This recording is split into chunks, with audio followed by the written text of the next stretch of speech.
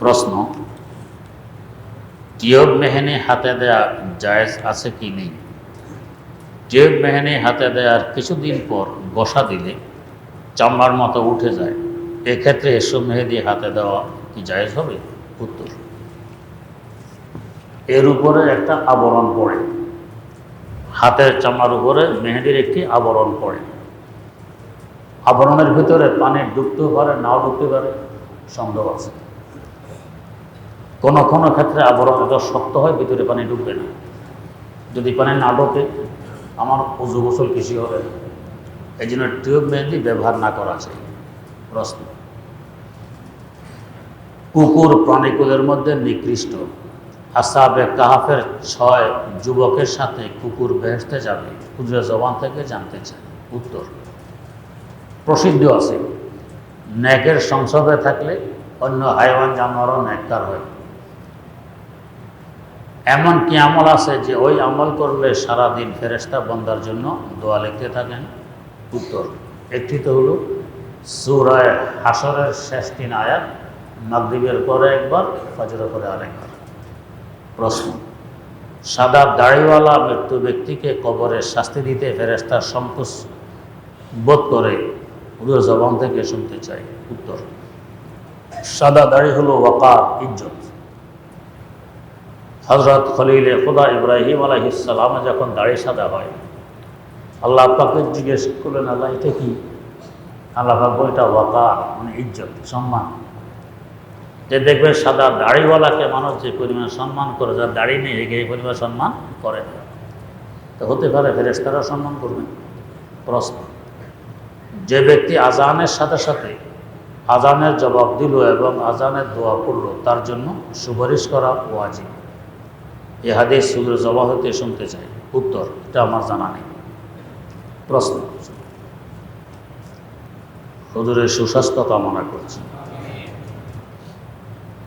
আমার শাশুড়ি একটি পা ভাঁজ করতে পারেন না, ডাক্তার বলেছেন পায়ের হাড় ক্ষয় হয়ে গিয়েছে, যার কারণে পা ভাঁজ করে বসতে নিষেধ করেছে।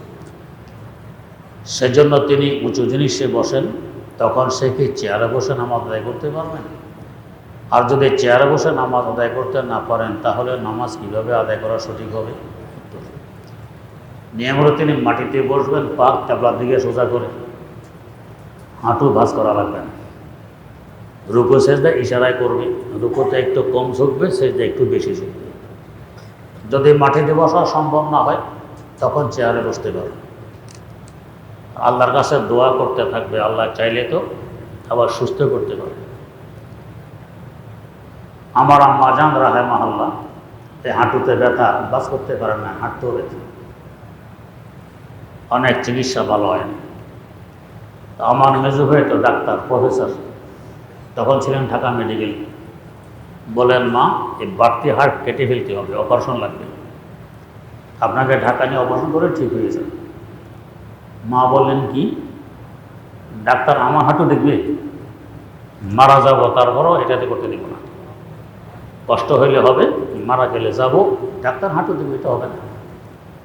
আলহামদুলিল্লাহ, কিছুদিন পর মা হাঁটুর ব্যথা কোথায় কিছু ছিল না। এই বাড়তি হাড় কোথায় গেল? এটা কাটা লাগবে, সেটা ভালো হবে না, কাটা ছাড়া তো আল্লাহ ভালো করে দিয়েছেন, আল্লাহর কুদরত আছে, হয়ে যাবে। প্রশ্ন,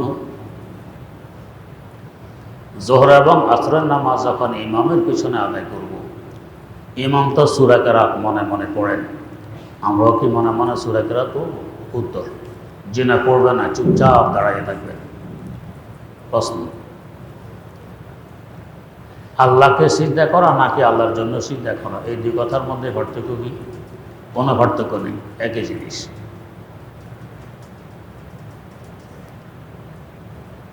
প্রশ্ন, আমি একজন আলেম থেকে শুনেছি রাসূল সাল্লাল্লাহু আলাইহি ওয়াসাল্লাম একজন মুসলিমের লাশ যাইতেছিল, তখন দাঁড়িয়ে যান। আবার একজন ইহুদির লাশ যাচ্ছিল, তখনও তিনি দাঁড়িয়ে যান। একজন সাহাবী তখন বললেন, হুজুর এ তো ইহুদি। তখন তিনি বললেন যে তিনি কি আদম নন? জিনা কথাটি এভাবে নয়, মুসলমানের লাশের সমার্থে দাঁড়িয়ে গেছেন, ঠিক কথা।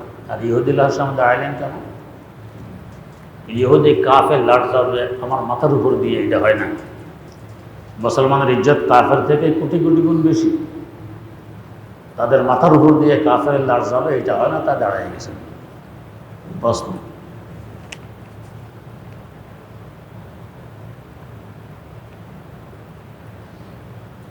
বুঝা যায় না কি লেখে।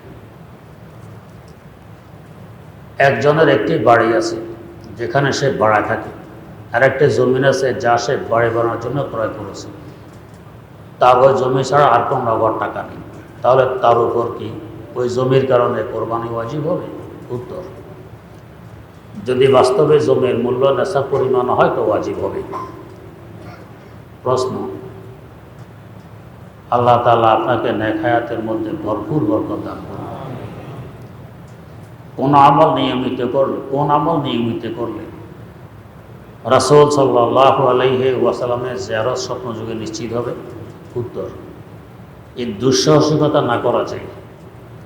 জোর জবরদস্তি আমলের মাধ্যমে তার জিয়ারত করবো, দুঃসাহসিকতা না করা চাই। তার সুন্নত মোতাবেক চলতে থাকবো, আল্লাহ কিসমতে রাখলে জিয়ারত হবে, না রাখলে হবে না। প্রশ্ন, বড় মসজিদ পাশে রেখে ছোট মাদ্রাসায় ইচ্ছাকৃত জমাত বিলম্বে পড়া জায়েজ হবে কিনা? এটা কী কারণে ওখানে ইচ্ছাকৃত নামাজ পড়ে জানতে হবে, তারপরে বোঝা যাবে। প্রশ্ন, কোনো হাফেজ উপস্থিত থাকাকালীন কোনো জেনারেল লাইনের কাউকে ইমামতি করতে দেওয়া জায়েজ হবে কিনা? উত্তর, ইমামতের জন্য সবচেয়ে বেশি হকদার যে সবচেয়ে বড় আলেম সে। হ্যাঁ, যদি অন্য লাইনে তার সূরা কেরাত বিশুদ্ধ হয়, নামাজের মাসা জানে, তো নামাজ তো হয়ে যাবে, কিন্তু অনুত্তম কাজ হবে। প্রশ্ন, কওমি মাদ্রাসা মানুষ গড়ার সবচেয়ে সেরা শিক্ষার প্রতিষ্ঠান। কওমি মাদ্রাসা এতটুকু জেনারেল শিক্ষা অন্তর্ভুক্ত করা যায় না যে একজন শিক্ষার্থী ভালো আলেমও হবে, আবার ভালো একজন ডাক্তারও হবে।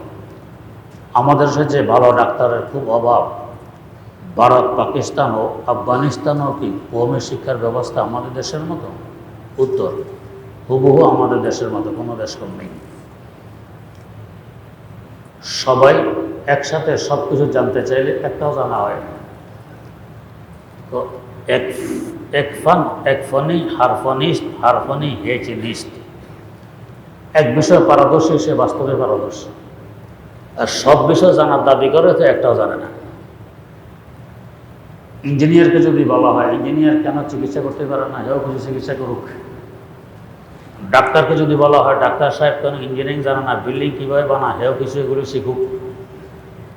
এটা কোনোদিন হয় না। ডাক্তার নিয়ে থাকবে, ইঞ্জিনিয়ার নিয়ে থাকবে, আলেমও তার এলেম নিয়ে থাকবে।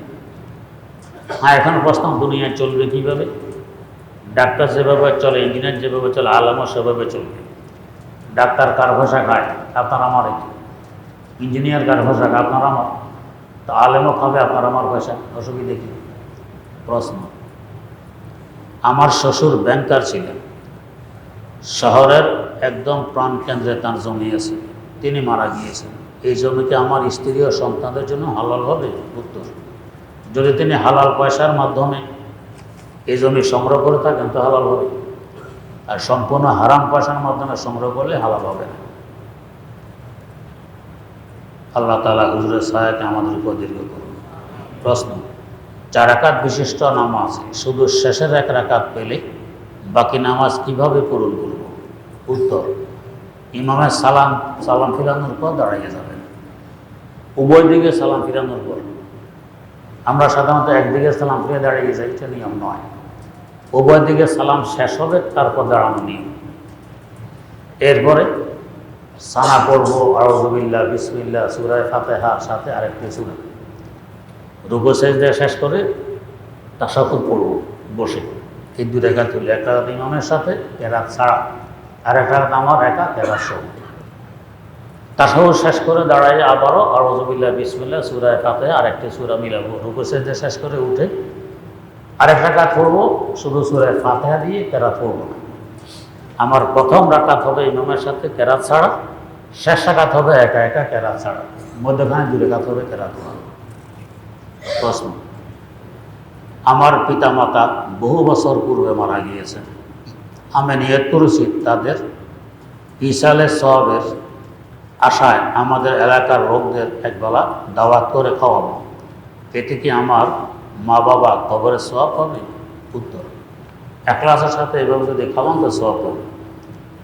প্রশ্ন, আমার বাবার মৃত্যুর পর আমি মসজিদে একটি টিউবওয়েল দেওয়ার জন্য আমাদের চেয়ারম্যানকে 10,000 টাকা দিয়েছিলেন। 5-7 বছর পার হওয়ার পরও ও ডিপ টিউবওয়েল দেয়নি, টাকাটা ফিরিয়ে দিয়েছে, কিন্তু মসজিদে পানির ব্যবস্থা হয়ে গেছে, এখন আমি টাকা কি করব? উত্তর, নিজে ব্যবহার করতে পারবেন, অন্য কোনো মসজিদের উপকারার্থ দিয়ে দিতে পারবেন, এই মসজিদে দিয়ে দিতে পারবেন, অন্য কাজে লাগাবেন। প্রশ্ন, যেসব নামাজের পর সুন্নত নামাজ আছে সেসব নামাজের ক্ষেত্রে মাসনুন আমল আয়াতুল কুরসি, তাসবিহে ফাতিহা এবং অন্যান্য দোয়া সুন্নত নামাজ শেষ করে তারপর আদায় করতে হবে, নাকি ফরজ নামাজের পর সুন্নতের আগে আদায় করে নিতে হবে? উত্তর, পরে আদায় করার নিয়ম, তবে যদি কেউ আগে আদায় করতে চায় না জায়েজ নয়। হুজ্জাতুল্লাহিল বালেগার মধ্যে মাসআলাটি বিস্তারিত আলোচনা আছে। প্রশ্ন, আমার আম্মার পক্ষ থেকে তামাত্তু হজের নিয়ত করেছি, এই ক্ষেত্রে উমরা ও হজের নিয়ত কিভাবে করব? এদেশ থেকে যাওয়ার সময় শুধু উমরা নিয়ত করে যাবেন, সেখানে গিয়ে প্রথমে তাওয়াফ করবেন, এরপর সাড়ি করবেন, তারপর মাথা মুন্ডিয়ে নেবেন, উমরা হয়ে গেছে। হজের সময় হজের নিয়ত করে হজ শেষ করবেন, এটা হজে তামাত্তু।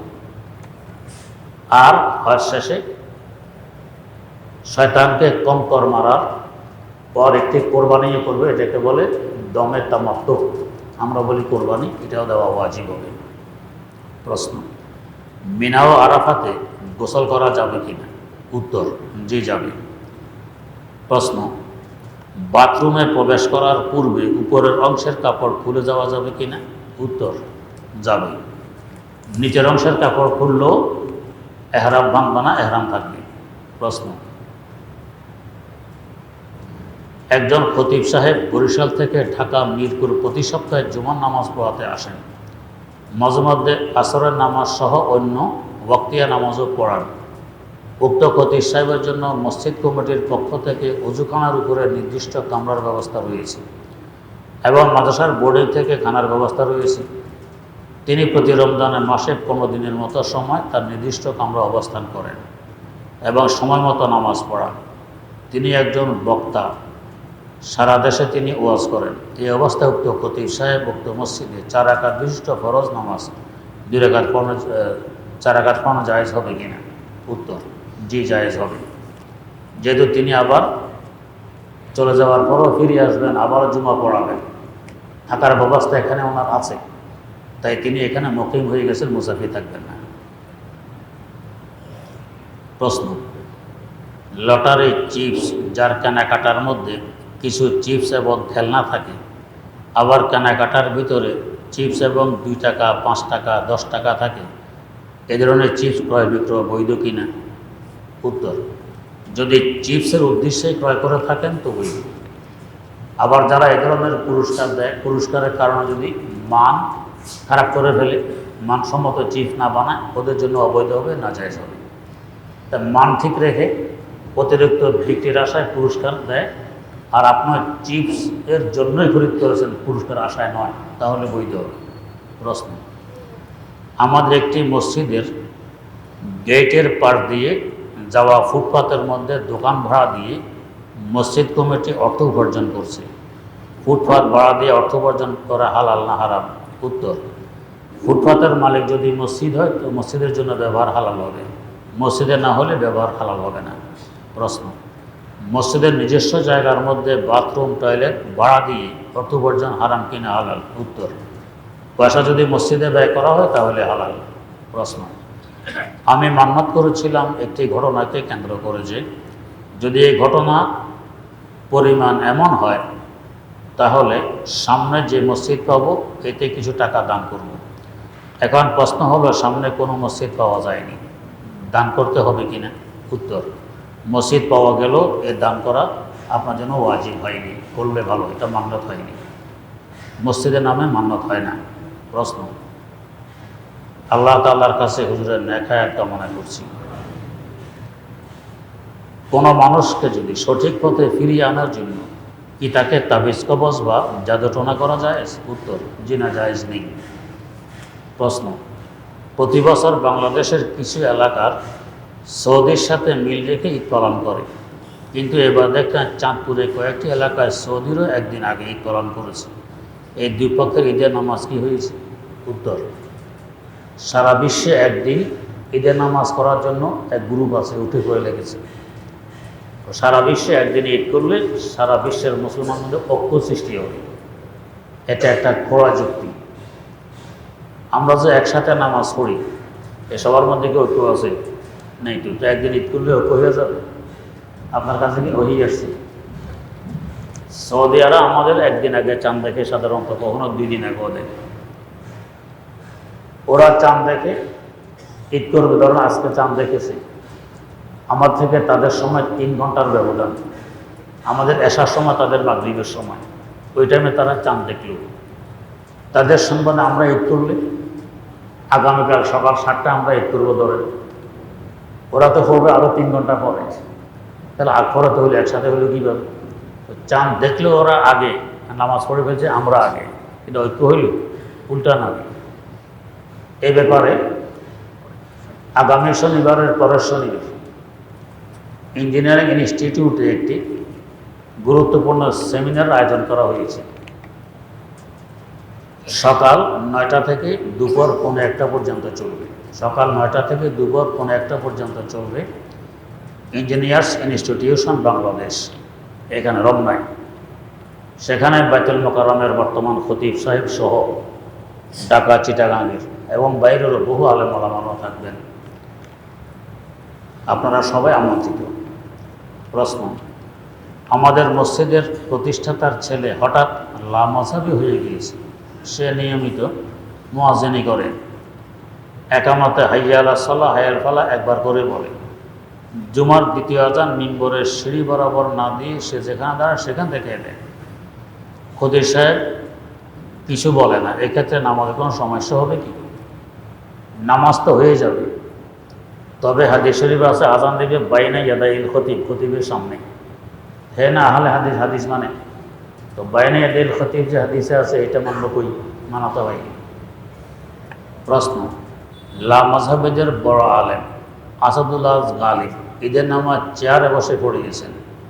প্রশ্ন হলো, মুসল্লি মাটিতে সেজদা দিল আর খতিব চেয়ারে বসে ইশারায় সেজদা দিল, তো নামাজ কি হবে? নামাজ যদি নাও হয় তো আহলে হাদিসের নামাজ হয়নি। আপনার তো ঠিক আছে, আপনার তো হানফি, আল্লাহ হেফাজত করুন।